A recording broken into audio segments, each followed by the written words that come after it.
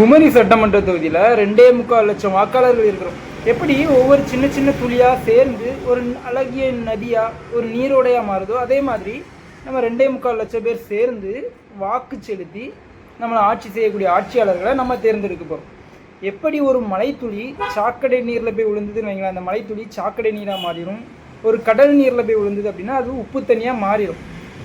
அதே போல் ஒரு நல்ல நீரோடையில் அந்த மலைத்துளி விழுந்ததுன்னு வைங்களேன், அந்த நீரோடையை கூட சேர்ந்து ஒரு நல்ல நீராக அந்த மலைத்துளி இருக்கும். அதே மாதிரி நம்முடைய வாக்கு ஒரு நல்ல ஒரு வேட்பாளருக்கு போகுதா, இல்லைன்னா ஒரு நாரண வேட்பாளருக்கு போகுதா அப்படிங்கிறத நம்முடைய மக்கள் சிந்தித்து வாக்களிக்கணும்.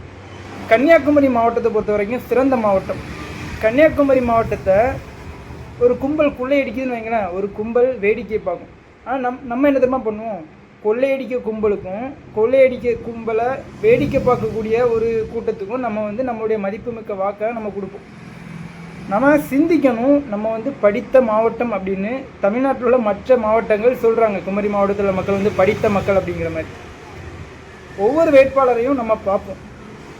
திமுக ஒரு வேட்பாளர் நிப்பாட்டுது, அதிமுக ஒரு வேட்பாளர் நிப்பாட்டுது, நம்ம தமிழக வெற்றிக்கழகம் ஒரு வேட்பாளர் நிப்பாட்டுது, நாம் தமிழர் கட்சி ஒரு வேட்பாளரை நிப்பாட்டுறாங்க. இப்போ நம்ம என்ன பார்க்குறோம் அப்படின்னா, எந்த வேட்பாளர் ஒரு சிறந்த வேட்பாளர், யாருக்கு நிறைய செயல் திட்டம் இருக்குது அப்படின்னு பார்க்குறோம். முதல்ல திமுக அப்படிங்கிற கட்சிக்கு நாம் ஏன் வாக்கு செலுத்தணும்? இத்தனை ஆண்டு காலமாக நம்ம வாக்கு செலுத்தி பார்த்துட்டோம். அதிமுகவை பொறுத்த வரைக்கும் கடந்த 2 சட்டமன்ற தேர்தலுக்கும் அதிமுக சேர்ந்த ஐயா தளவாய் சுந்தரம் அவர்கள் தான் நம்ம கன்னியாகுமரி சட்டமன்ற தொகுதியில் சட்டமன்ற உறுப்பினராக வந்தாங்க.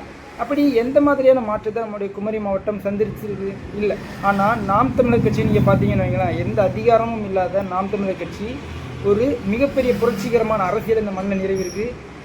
மதுக்கடைக்கு எதிரான போராட்டமாக இருக்கட்டும், இல்லைன்னா கல்குவாரியை எதிர்த்து போராட்டமாக இருக்கட்டும், இதையெல்லாம் தாண்டி ஒரு மிகச்சிறந்த செயல் திட்டத்தை நாம் தமிழர் கட்சி வச்சிருக்குது. நாம் தமிழர் கட்சியின் வேட்பாளர் மரிய ஜெனிஃபர் அவங்க சிறந்த ஒரு வேட்பாளர். நம்ம கன்னியாகுமரி மாவட்டத்தில் சிறந்த மாவட்டமாக மாற்றக்கூடிய அனைத்து செயல் திட்டங்களும் அந்த ஊக்கமும் ஆக்கப்பூர்வமான சிந்தனையும் அவங்கள்ட்ட இருக்குது.